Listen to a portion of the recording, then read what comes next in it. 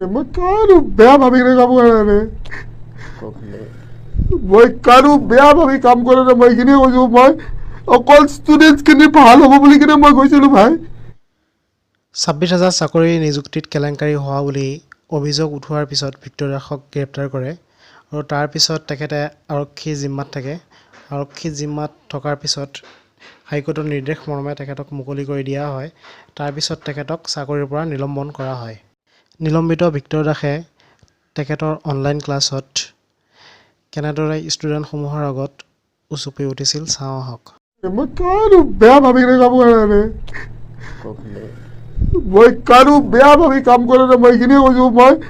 অকল ষ্টুডেণ্টছখিনি ভাল হ'ব বুলি কিনে মই কৈছিলোঁ ভাই মই একো নিজৰ স্বাৰ্থ লৈ কিনে তাতে জৰাই নাই মই এইখিনিয়ে কৈছো মই যে একদম নিস্বাৰ্থ মানুহ নিস্বাৰ্থ ময়ে মোৰ মাও বেচেৰি বহুত নিস্বাৰ্থ মানুহ মোক মই একদম হাতযোৰ কৰি কৈছো মোক ভুল নুবুজিব প্লিজ ভুল নুবুজিব তাৰ পিছত তেখেতে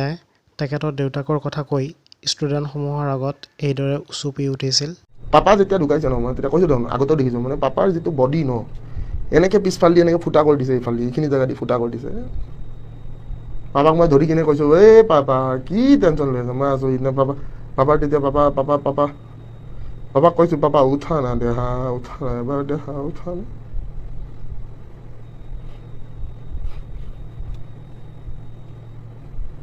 কিন্তু ভাগৰা নাই দেই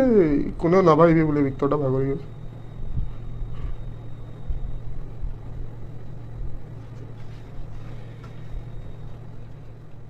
কোনেও নাভাবিবি ভাগৰ